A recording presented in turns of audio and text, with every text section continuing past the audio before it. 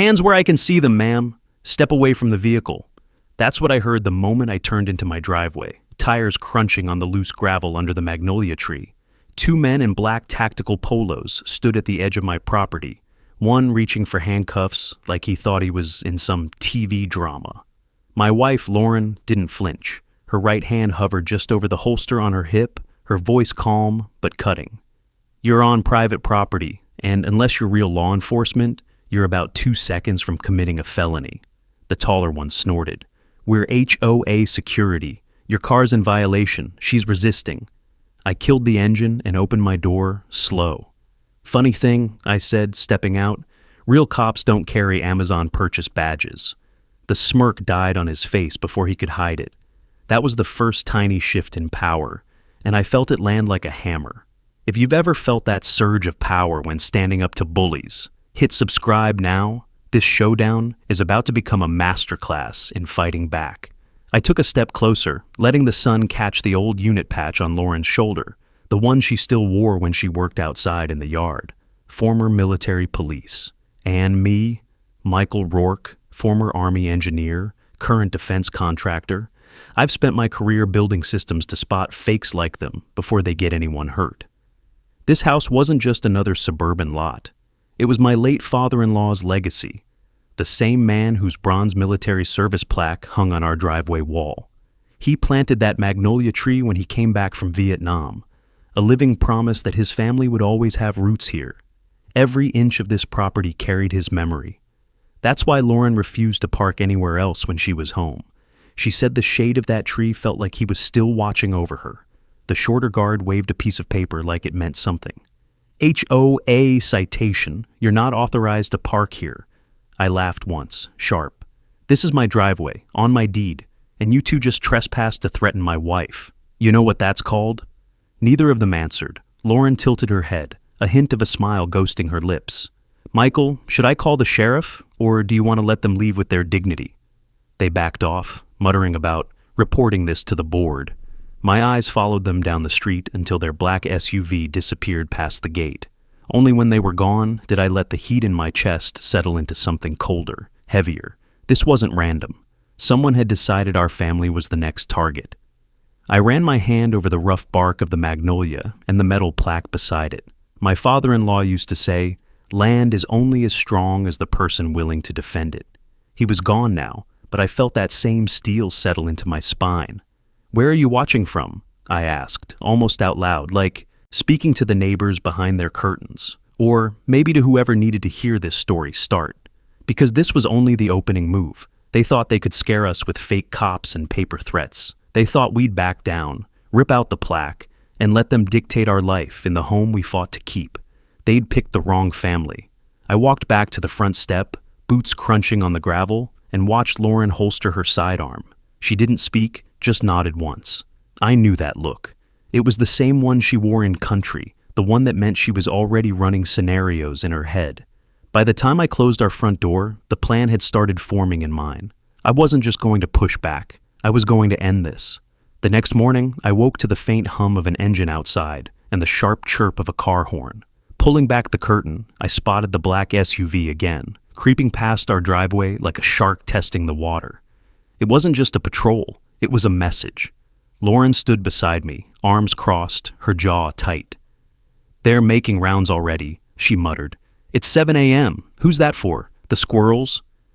I watched the SUV pause at Mrs. Redmond's house down the street.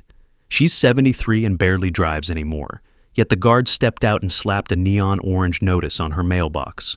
When he left, she shuffled out in her robe, confused and trembling, plucking the paper with hands that shook like leaves in the wind. That was the moment I realized this wasn't just our fight. Marcus Ellison and his HOA weren't enforcing community standards. They were running an intimidation campaign. By the time I walked down to check on Mrs. Redmond, 2 more neighbors had come out. They spoke in low, tight voices, the kind you only use when you don't want the walls, or the wrong people, to hear. They told me I can't park my grandson's car in my own driveway, said Mr. Fields, still in his work boots. Said it blocks the neighborhood sightline. What does that even mean? Another neighbor, Jenna, whispered, they told me they'd tow my husband's truck if we didn't move it before noon. He's on night shift. He needs sleep. I listened, keeping my expression neutral, but every word fueled the slow burn inside my chest. This was organized harassment. HOA security patrolled like they owned the streets, writing citations for whatever Marcus felt like inventing. They ever actually call the real cops? I asked. Jenna shook her head.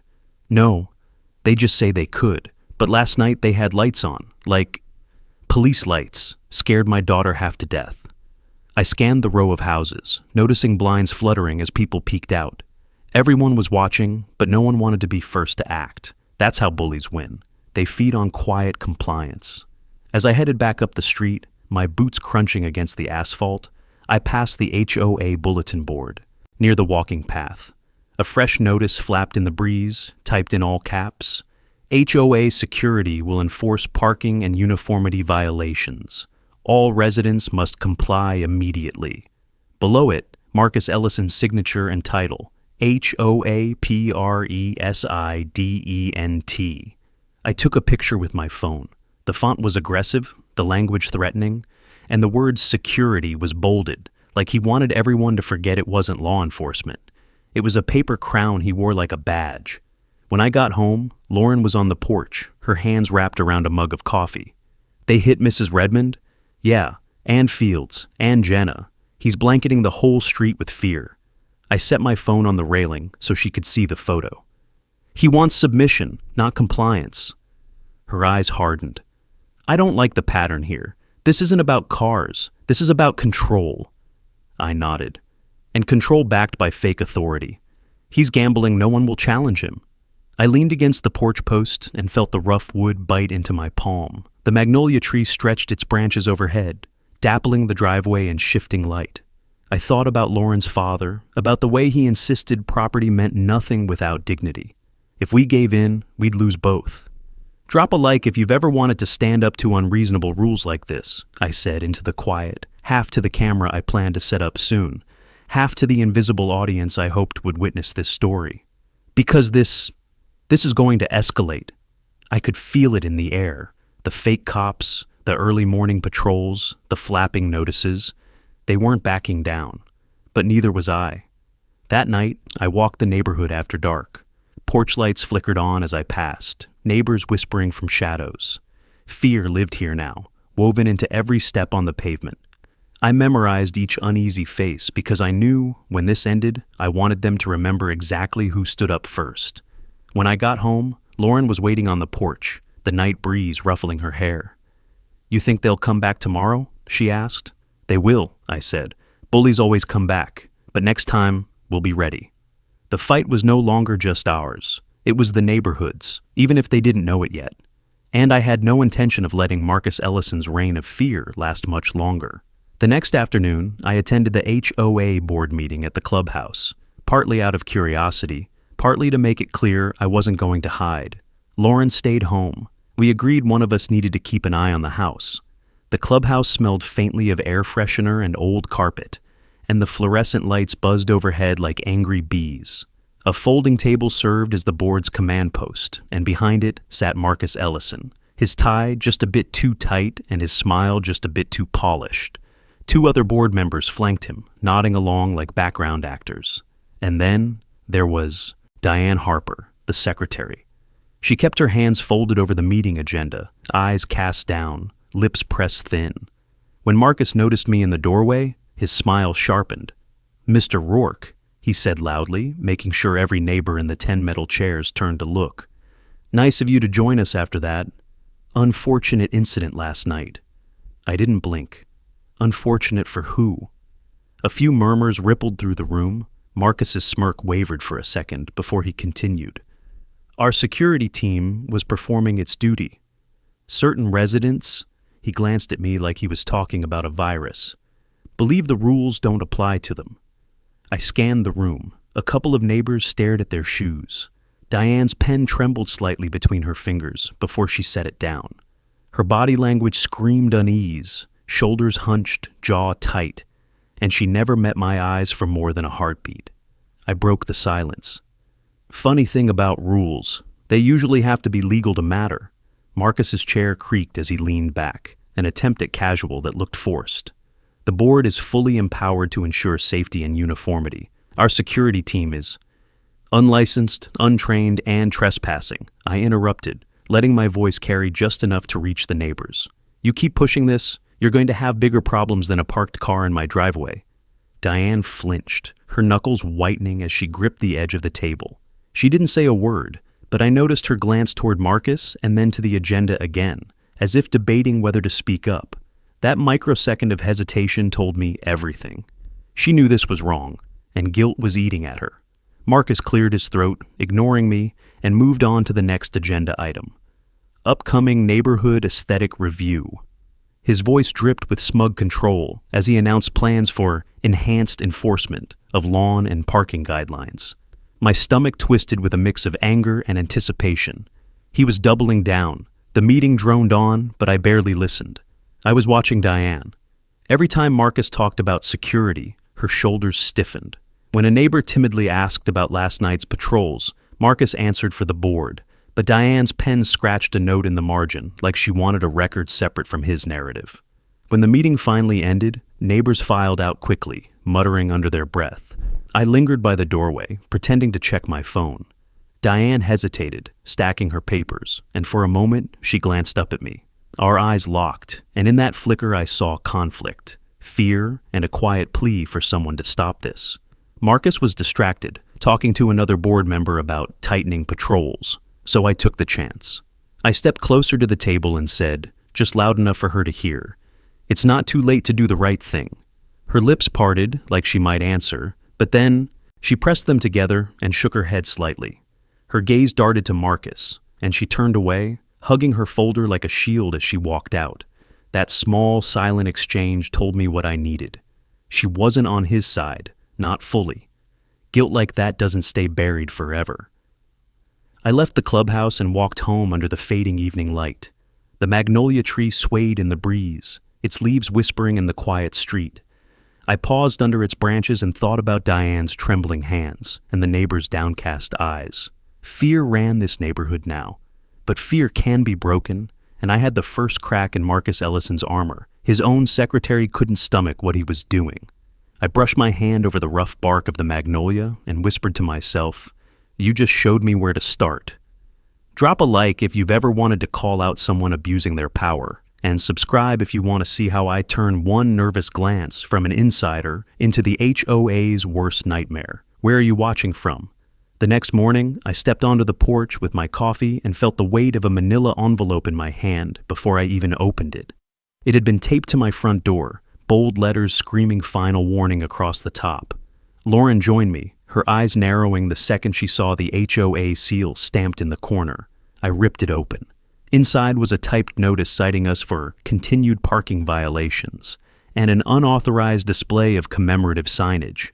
At the bottom, a threat. If compliance is not immediate, the HOA will initiate lien and law enforcement measures. "They're doubling down," I muttered, my thumb brushing the edge of the paper. Lauren's jaw clenched. "They just threatened law enforcement again. But you and I both know they won't call the real cops. They'll send their little dress-up squad." The words stirred a slow fire in my chest. The military service plaque on our driveway wall wasn't just commemorative signage. It was her father's name, his service years etched in bronze, a promise to honor the man who taught her how to shoot, how to stand her ground, how to never give up an inch of home. I glanced at the magnolia tree swaying gently in the morning breeze. "They picked the wrong fight," I said, mostly to myself. By late morning, the black SUV appeared again. This time, it rolled slow, stopping in front of our house like a predator scenting prey. One of the fake officers stepped out, his mirrored sunglasses catching the sunlight. He held up a phone, filming our driveway. Lauren didn't move. She sat on the porch rail, arms folded, her voice cool as ice when she called out, "Still impersonating law enforcement? You want me to send that to the sheriff this time?" The man hesitated, then turned away, muttering something I couldn't hear. The SUV idled for a moment before driving off toward the cul-de-sac. "Drop a like if you've ever dealt with neighbors who think intimidation equals power," I said quietly, imagining the audience I'd been talking to since this started. This is how bullies act right before they make their biggest mistake. I wasn't just imagining it anymore. I'd already set up 2 small cameras on the edge of the roofline, angled perfectly toward the street. If Marcus wanted to escalate, I'd have every second recorded. By afternoon, more envelopes started appearing. I watched from the window as the fake guards taped notices to 3 other houses: Jenna's porch, Mr. Fields' garage, even Mrs. Redmond's front door. The language was identical to ours: threats of liens, security intervention, and mandatory removal of unauthorized property. I walked down to the mailbox row just to see how far Marcus was willing to push it. There, fluttering in the breeze, was a fresh community bulletin. Mandatory compliance inspections begin this weekend. Security will escort non-compliant residents. I snapped a photo and sent it to Lauren. He's not bluffing. He's staging a takeover. When I turned back, I noticed blinds shifting across the street. Neighbors were watching, too scared to step outside. I gave a slow, deliberate nod to the window. Fear only worked if everyone stayed quiet. Walking home, the gravel crunched under my boots as the Magnolia came into view. I thought about Diane Harper, her trembling hands at the last board meeting. She knew this was wrong. She just hadn't reached her breaking point yet. That night, Lauren and I sat on the porch, the smell of cut grass lingering in the air. Street lamps cast long shadows across the quiet road, and I could almost hear the neighborhood holding its breath. "They're going to try something bigger soon," Lauren said. "I know," I replied, "and when they do, I'll be ready. I'm done waiting for Marcus to cross the line. He's already sprinting past it." I touched the plaque on the wall, its bronze surface cool against my palm. This wasn't just about a car or a rule. This was about legacy, about making sure no one could erase the memory of the man who built this home and planted this tree. "Let them come," I whispered into the night. "I'm done playing defense." It happened 2 days later, at the gas station on the edge of town. I'd just filled my truck when I spotted the black SUV parked off to the side, hood up. One of the fake officers leaning against the door scrolling his phone. I recognized him immediately. Same tactical polo, same smug slouch. I approached slow, letting the crunch of gravel announce me. He looked up, surprised, then straightened like he thought he had authority here. "Something wrong with your vehicle?" I asked, keeping my tone even. "Just routine maintenance," he said, defensive. "Security business." I let my eyes drop to his belt. No real badge, no issued sidearm, no official ID card. Just a shiny patch that looked like it had come from a surplus store, or worse, Amazon. I didn't say anything for a moment, just let the silence work on him while I took in every detail.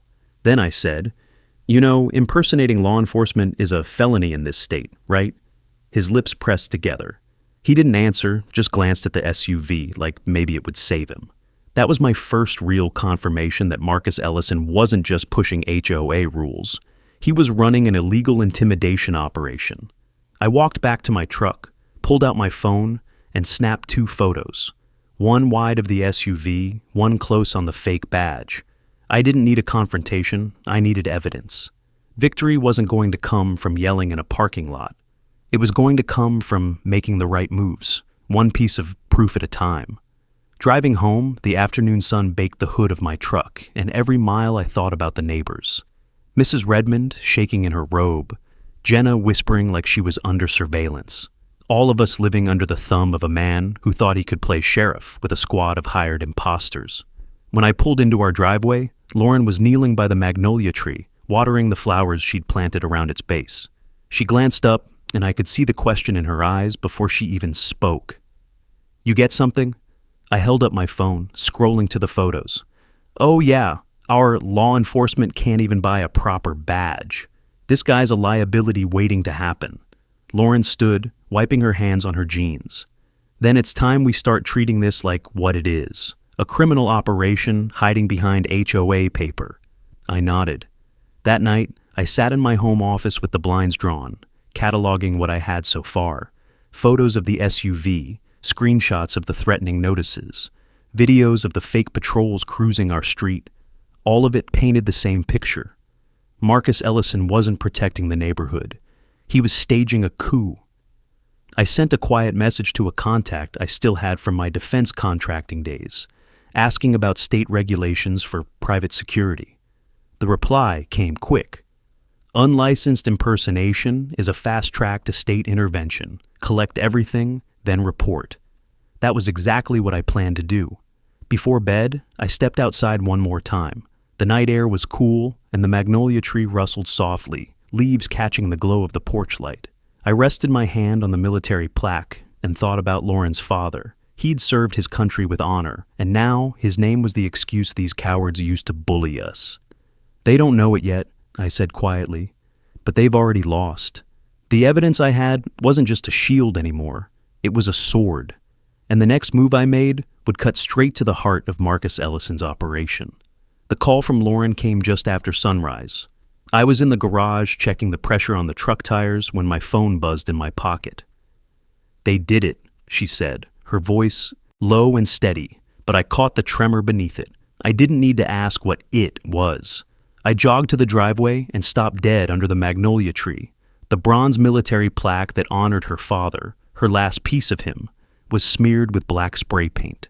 A crude X slashed across his name like a personal insult. My chest tightened. That plaque wasn't just metal.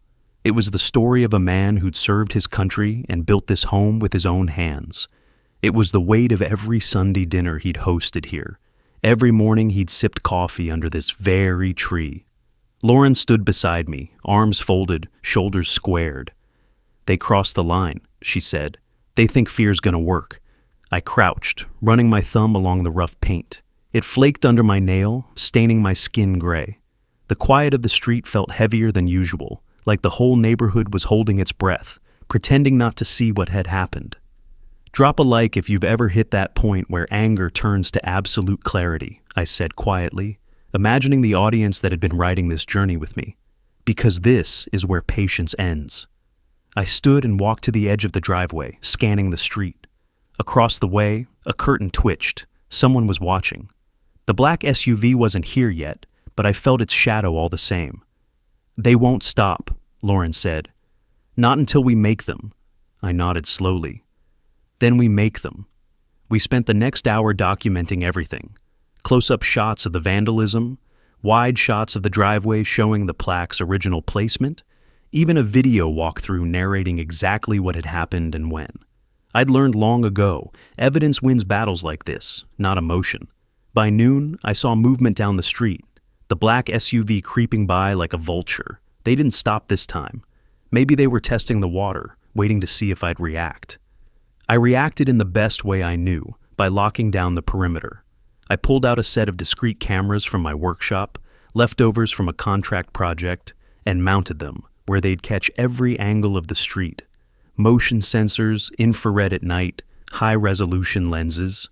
Marcus Ellison wanted to play intimidation games. I was building a record that would end him. That evening, I walked the property line with Lauren. The sky burned orange over the rooftops, and the smell of freshly cut grass carried on the breeze. We didn't talk much. We didn't need to. "This isn't just about us anymore," I said finally. "If they're willing to vandalize a veteran's plaque, they'll go after anyone. We let this slide. It tells the whole neighborhood no one's safe." Lauren nodded, her fingers brushing the cool bark of the magnolia. "Dad would have told us to hold our ground. He always said, 'Legacy isn't what you own, it's what you defend.'" I let that settle in my chest like armor. This wasn't about fines or citations. It was about dignity, about the line between private life and tyranny. And I wasn't going to let Marcus cross it again without consequences. By the time the street lamps flickered on, I had already decided. No more waiting for them to make the next move. The HOA had chosen to turn our quiet neighborhood into a war zone, and I was done playing defense. The evidence we were building wasn't just for us. It was for the sheriff, for the state, for anyone who thought they could abuse authority without consequence. I looked at the plaque one last time before heading inside. The black X glared under the porch light, ugly and temporary. Soon, it would be gone, and so would Marcus Ellison's grip on this community. "They started this," I said, "but I'm going to finish it." Drop a like if you've ever had to protect what truly matters, and subscribe if you want to see how I turn this act of vandalism into the downfall of the entire HOA. Where are you watching from? The next morning, I woke to a soft knock on the front door. Not the heavy, aggressive pounding of the fake HOA cops. This was tentative, almost apologetic. I opened the door to find Diane Harper standing on my porch, her HOA badge lanyard hanging limp against her sweater. She clutched a small folder and a USB drive like they were radioactive.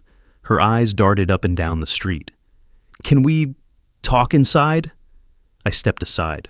Lauren joined me from the kitchen, eyebrows raised. Diane walked in like someone expecting to be caught at any second, her shoulders hunched, fingers twitching against the folder. "I can't," she paused, swallowing hard. "I can't keep pretending I don't see what's happening. Marcus is out of control. He's using the board like his personal army." Lauren crossed her arms. "We noticed." Diane glanced at the magnolia tree visible through the window, the black spray-painted X still slashing across the military plaque. Her voice dropped. "When I saw that, I knew I couldn't stay quiet. He said it was a message. He's bragging like he owns the whole neighborhood." I gestured to the table. "Sit down. Tell me what you brought." She hesitated, then handed me the USB drive first. Contracts, invoices, emails, everything about the security team. They're not licensed for law enforcement. Marcus knows it. He even ignored a warning letter from the state last year. I kept copies because, well, I guess I knew this day was coming. Lauren leaned over my shoulder as I set the drive beside my laptop. "You realize giving us this makes you a target, right?" Diane's face tightened. "I already am. He's been threatening me for weeks. Said if I ever sided with a problem resident, I'd lose my seat and he'd make sure the whole neighborhood turned on me." I studied her trembling hands. This was the moment fear turned into courage, when someone crossed the line from silent witness to active ally. "You did the right thing," I said, "and I'm going to use this to make sure he never does this to anyone again." "Drop a like if you've ever felt that moment when a silent witness finally steps up," I said softly, almost reflexively, as if the audience needed to feel this shift as much as I did. "This is the first crack in his armor." Diane nodded toward the plaque outside. "He said he wants it gone before the weekend. He's planning a mandatory compliance sweep. I think he's going to try to force his way onto your property again, maybe with the whole security team this time." I could almost see Marcus's smirk in my mind, picturing the intimidation he thought would break us. He didn't know that every step he took was tightening his own noose. "I've been collecting evidence," I said. "Videos, photos, copies of every threat. With this," I tapped the USB, "we can take it beyond the HOA, state regulators, the sheriff, even the Attorney General's office. Impersonating law enforcement isn't a game. He's walking into felony territory." For the first time since she walked in, Diane exhaled like a weight slid off her chest. "Then I guess it's time he learns he's not untouchable." Lauren placed a hand on her shoulder. "You're doing more than protecting yourself. You're saving this neighborhood." We walked Diane to the door. She lingered for a moment, looking at the magnolia tree, then whispered, "Your father-in-law would be proud you're standing up. Marcus, he's been laughing about scaring you two. He won't be laughing much longer." When she left, I locked the door and turned to Lauren. "This is it. The turning point?" She nodded. "Then let's make it count." I slid the USB into my laptop, heart steady, mind clear. I wasn't just reacting anymore. I was moving to end this war on my terms. "Marcus Ellison," I muttered under my breath, "you just handed me your resignation letter. You just don't know it yet." I spent the next morning in my home office, blinds drawn, the soft whir of the ceiling fan cutting the silence. The USB drive Diane had given me sat in the port, its tiny light blinking like a heartbeat. Lauren brought me coffee and leaned against the doorframe, arms crossed. "You look like you're back in the war room," she said. "In a way, I am." I scrolled through folder after folder, each one labeled with dates and invoices. The further I dug, the worse it got. Marcus had signed contracts with an unlicensed security company 3 months ago, authorizing detention of non-compliant residents. I opened one PDF and froze. There it was in black and white, his signature beneath a clause stating the team could engage in visible law enforcement activities to encourage compliance. Lauren came closer, reading over my shoulder. Visible law enforcement activities? He just admitted to impersonation. "Exactly," I said, my voice low but steady. "This isn't just HOA harassment anymore. This is a criminal act waiting to happen." I took screenshots, saving everything in a secure folder with timestamps. I made a second copy on an encrypted drive. Old habits from defense contracting die hard. Marcus might be reckless, but I wasn't going to give him the chance to make this disappear. By mid-morning, I had the beginnings of a plan.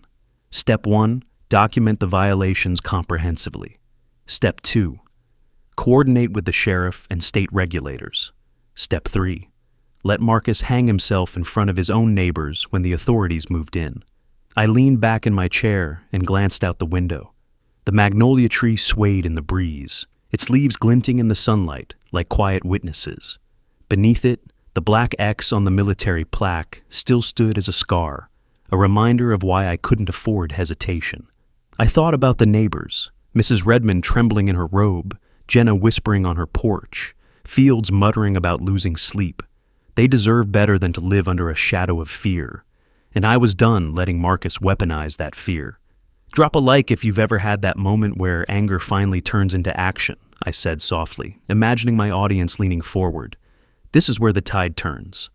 I spent the afternoon assembling an evidence package that would be impossible to ignore. Photos of the vandalism, video of the fake patrols, copies of every threatening notice, screenshots of Marcus's signed contracts with the unlicensed security company, and finally, a timeline connecting every escalation to his direct orders. Lauren watched me work with a small, grim smile.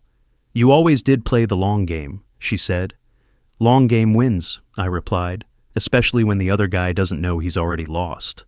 By late evening, I'd drafted the official complaints to the state's private security regulatory board, the county sheriff, and the state attorney general's office. Each packet was concise, professional, and backed by hard evidence. I wasn't asking for help. I was handing them a case they couldn't ignore. As the sun dipped below the rooftops, I stepped outside to the porch. The street was quiet, but I knew the black SUV would circle again before the night ended. I wanted them to see me calm, unshaken, standing exactly where they'd tried to scare me off. Lauren joined me, leaning against the porch rail. "So what's next?" "Next," I said, "we let the evidence do the talking. And when Marcus realizes the state's involved, his empire of fear is going to collapse overnight." She glanced at the plaque and the magnolia tree, then back at me. "And when it does?" I smiled, a cold, quiet thing. "We'll be right here to watch him fall." In that moment, the weight of the last week settled into a calm determination. I wasn't angry anymore. I was certain, and certainty, knew from experience, was what ended battles like this. The following night, I began the preparation phase in earnest. By then, I had every piece of evidence organized, every angle of the street under surveillance, and every neighbor's story written into a neat, undeniable timeline. This wasn't just about proving Marcus Ellison was abusing his power. It was about creating a chain of evidence strong enough to make the authorities move fast. I started by mounting 2 additional cameras, one on the back fence line and another hidden under the porch eave facing the street. Lauren held the latter steady as I secured the mounts, the cool metal of the screws biting into my fingertips. "They won't know they're being watched," I said. Lauren smirked. "Good. Let them get comfortable before the hammer drops." By the time the last camera synced to my laptop, I already had 3 live feeds running. The first showed the magnolia tree and driveway, the second covered the front walk and mailbox row, and the third monitored the street where the black SUV usually lingered. Infrared toggled on automatically, painting the dark world in a pale glow. That night, as if on cue, the SUV rolled past just after 11 p.m. I watched from my office, headphones in, recording silently. 2 men in the same black polos stepped out, one shining a flashlight at our driveway, while the other scribbled on a clipboard. They didn't know that every second was being captured in high definition. I whispered to myself, "Drop a like if you've ever set the perfect trap for a bully. This is the moment the story shifts for good." The next day I widened my net. I approached Mr. Fields while he worked on his lawnmower in the driveway, his eyes flicking nervously up and down the street. "They hit you again?" I asked. He nodded. "Another citation this morning. Said my truck blocks the neighborhood view line, whatever that means." I showed him the photos on my phone, the SUV, the fake badges, the close-ups of the vandalism. His expression hardened with every swipe. "You're taking this to the cops, right?" "Oh, I'm taking it further than that," I said. "State regulators, sheriff, and attorney general. But the more neighbors who document what's happening, the faster this ends. Fields glanced at the street, then back to me. You'll have my statement. I've had enough of this nonsense. I left his driveway knowing the tide was turning. Fear was giving way to quiet rebellion, and Marcus didn't even see it. That evening, I conducted a final sweep of my evidence package. Video of fake security patrols? Check. Photos of the Black X vandalism? Check. Copies of every HOA notice threatening liens and law enforcement measures? Check. Screenshots of Marcus's illegal security contracts? Check. Lauren walked into the office as I slid the last USB drive into a padded envelope. Feels like deployment all over again, she said with a wry smile. Except this time, I said, the battlefield is our own street. She handed me a mug of coffee and rested her hand on my shoulder. You're ready? He's not. I thought of Diane Harper, the conflicted secretary who'd finally crossed the line to help us. Her trembling hands had delivered the final piece I needed to shift from defense to offense. Soon, Marcus would learn the difference between intimidation and authority. That night, the neighborhood was silent except for the rustle of the magnolia leaves in the breeze. I sat on the porch, laptop in hand, watching live feeds of my street as the security SUV cruised by one last time. They slowed, flashed their lights at my driveway, and drove on, unaware that their own arrogance was sealing their fate. I closed my laptop with a quiet snap. The evidence was locked, the neighbors were stirred, and the authorities would have everything they needed. Marcus Ellison had no idea that his little empire of fear was already crumbling, and the first tremor was going to hit very, very soon. Drop a like if you've ever wanted to see a bully get caught in their own trap, and subscribe to watch how this evidence turns the HOA's fake authority into a full-blown takedown. Where are you watching from? The next morning, I woke before sunrise, the air still cool and damp. I brewed coffee in the quiet kitchen, the faint gurgle of the machine grounding me before what I knew was coming. Today wasn't about collecting evidence anymore. It was about delivering it. I carried the padded envelope with the USB drives and printed evidence out to my truck, the weight of it solid in my hand. Lauren followed, leaning on the doorframe, her hair tied back, eyes sharp. You sure you're ready? She asked. I've been ready since they put that X on your father's name, I said. The drive to the county administration building was uneventful, the roads almost empty. By the time I walked into the clerk's office, the sun had risen fully, washing the room in gold light. The faint hum of old fluorescent lights and the scent of paper made the place feel like neutral ground, exactly where I wanted to start dismantling Marcus Ellison's little empire. The clerk glanced at the envelope as I slid it across the counter. Private security complaint? Multiple, I said. Impersonation of law enforcement, unlicensed activity, and harassment tied to an HOA. Evidence is all in there. She raised an eyebrow but said nothing, stamping the intake form with a solid thunk. The sheriff and state security board will get copies within 24 hours. You'll get a confirmation letter. Walking out into the morning light, I felt the first real shift in my chest, a quiet certainty replacing the slow burn of anger. The trap was set, and now all I had to do was let the system move. When I got home, Lauren was on the porch under the magnolia tree. So, it's in motion, I said. Next stop, Attorney General's office online submission. After that, we wait. We didn't have to wait long for the HOA to make its next mistake. By late afternoon, the black SUV rolled up again, slower than usual, almost hesitant. 2 guards got out, walking to our driveway with a clipboard. This time, instead of shouting or threatening, I simply lifted my phone and started filming. You're on private property, I said calmly, and every step you take is being documented for the sheriff and the state. The shorter guard froze, exchanging a glance with his partner. We're just conducting a compliance check. I took a step closer. Then you'll be happy to explain that compliance check to law enforcement when they call, because impersonating law enforcement carries prison time, and I've filed the evidence already. For the first time, the confidence drained from their faces. They turned and walked back to the SUV without another word. Drop a like if you've ever seen a bully realize the game's over, I said under my breath, imagining the audience watching along. This is the first time they've walked away without a fight. That evening, I sent final emails to the State Regulatory Board and the Attorney General's office, attaching the videos from the day. My office lights glowed against the dark window, reflecting my own face. A man who'd been pushed to the edge and decided he wasn't moving an inch further. Lauren came in quietly, resting her hand on my shoulder. "You know what this feels like?" I nodded. "The calm before the storm." But this time, the storm's coming for him, not us. Before bed, I walked outside one last time. The neighborhood was still. The magnolia trees swayed gently in the night breeze, leaves whispering like witnesses who knew justice was on the way. I ran my hand across the black X on the bronze plaque, promising myself it wouldn't stay there much longer. Marcus Ellison had wanted to control this neighborhood through fear. Tomorrow, he'd learn what real accountability looked like. The next evening, the HOA board meeting drew the largest crowd I'd ever seen at the clubhouse. Neighbors lined the walls, some standing shoulder to shoulder in the back. The air was thick with the hum of whispered conversations and the faint smell of old carpet. Even the magnolia leaves outside seemed to hold their breath.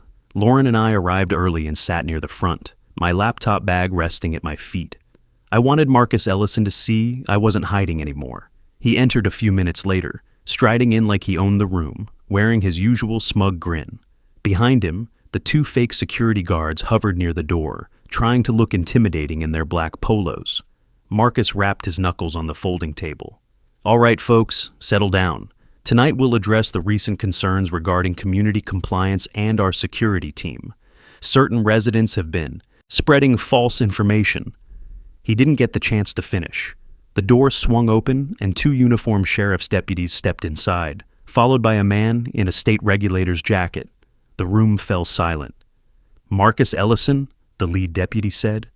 Marcus blinked, his mouth opening and closing like a fish. Yes? You're the HOA president?" "Yes, but I—" The deputy held up a packet of papers. "You are hereby served with a notice of investigation for unauthorized private security operations, impersonation of law enforcement, and harassment of residents. State Security Licensing Board has also issued a cease and desist for your contracted team." The entire room erupted into murmurs. Mrs. Redmond clutched her purse and whispered, "Finally," to the neighbor beside her. Jenna's husband actually let out a low whistle. Marcus stammered, "This is ridiculous. We're just enforcing community rules." The state investigator stepped forward. "Sir, unlicensed individuals do not have the authority to conduct detentions or threaten residents with law enforcement action. Your contracts and activities violate state code." He glanced at the guards. "These men need to leave the premises immediately." The guards exchanged a panicked look, then slipped out without a word. Their SUV was gone before the meeting even continued. I stood slowly, letting the weight of the moment settle. "Neighbors," I said, projecting my voice to the back. "This is what happens when someone thinks fear is stronger than the law. Marcus wanted to intimidate every single one of us. He vandalized property, issued false citations, and hired fake cops to enforce his will." A wave of murmurs rippled through the room. Diane Harper sat stiffly at the board table, her hands folded in her lap. When our eyes met, she gave the smallest nod. "Drop a like if you've ever wished you could see the exact moment a bully gets caught," I said under my breath, the energy of the crowd fueling me. "This is it." Lauren stepped up beside me.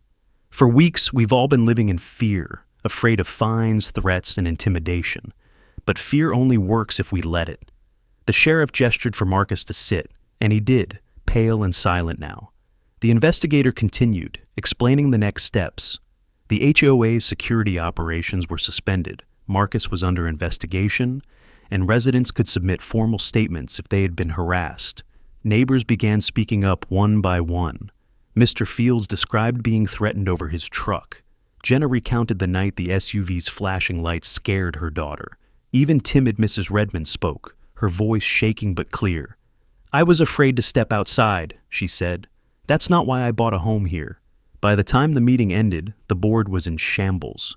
Marcus sat with his head down, while neighbors formed small groups, finally talking openly.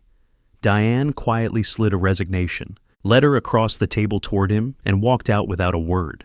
Outside, under the glow of the street lamp, the magnolia tree swayed gently. Lauren reached for my hand, and for the first time in weeks, the street felt like it belonged to us again. Tomorrow would bring paperwork, statements, maybe even charges. But tonight, the neighborhood saw the truth. Marcus Ellison's reign of fear had ended in front of everyone. The night after the board meeting, the neighborhood felt different. It wasn't silent with fear anymore. It was alive with low conversations on porches, the clinking of glasses, the hum of relief carried by the evening breeze. For the first time in weeks, the black SUV didn't crawl down our street. No fake lights, no intimidation. Just a quiet that felt earned. Lauren and I stood beneath the magnolia tree, the soft glow from the porch light catching the bronze plaque on the wall. It had been scrubbed clean, the black X gone. I traced the engraved letters of her father's name with my fingertips, feeling the cool metal and the weight of every memory it carried. "You did it," she said quietly. "No," I said, glancing at the houses along the street where neighbors lingered. "We did it. Every person who spoke up last night, they took this neighborhood back." Over the next week, the fallout hit Marcus Ellison harder than any of us could have imagined. The sheriff's office kept their word. Deputies visited multiple times to collect statements, and the state board issued an official suspension of the HOA's enforcement powers pending investigation. The security company vanished overnight, leaving behind a trail of fines and violations. I watched from my porch as Marcus packed up boxes from the clubhouse one afternoon, his tie gone, his expression hollow. He didn't look like a king anymore, just another man who thought fear could replace respect. Diane Harper walked out beside him, her shoulders lighter than I'd ever seen them. She didn't say a word to him. She didn't need to. The community wasted no time reclaiming its voice. We held an emergency vote on the green near the playground, a place that had once been empty on weeknights. Families came out with lawn chairs, kids running in the grass, while neighbors debated new leadership. When the votes were counted, Marcus was officially removed as HOA president. Diane, surprisingly, accepted the role of interim chair, promising transparency and fairness. I stood back, letting the moment belong to the community. Lauren slipped her arm through mine. "Feels like the street's breathing again," she said. "It does," I agreed. "Fear doesn't last forever. Not when people decide to fight back." The magnolia tree swayed behind us, leaves whispering in the warm night air. It had been a silent witness to every step of this battle, every patrol, every threat, every act of defiance. To me, it was more than just a tree now. It was proof that roots mattered, that family and legacy could outlast intimidation. A few nights later, neighbors gathered for a small cookout in front of our house. Mrs. Redmond brought her famous peach cobbler, Jenna's husband fired up the grill, and Fields set up string lights that danced in the evening breeze. People laughed without looking over their shoulders. Kids rode bikes down the middle of the street. The black SUV was a memory now. Lauren raised a glass of iced tea. "To standing our ground," she said.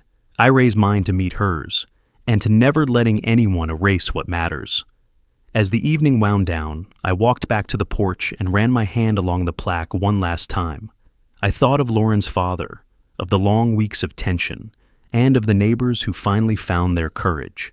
This wasn't just a win for us. It was a reminder that dignity doesn't come from titles or threats. It comes from defending what's yours with truth, patience, and unshakable resolve. I turned to the camera I'd set up for my final reflection, the soft streetlights glowing behind me. "You know," I said, voice steady, "when they first tried to scare us off, it felt like we were standing alone. But the moment we fought back with proof and persistence, the entire community woke up. Bullies only win if you stay quiet. And we weren't quiet.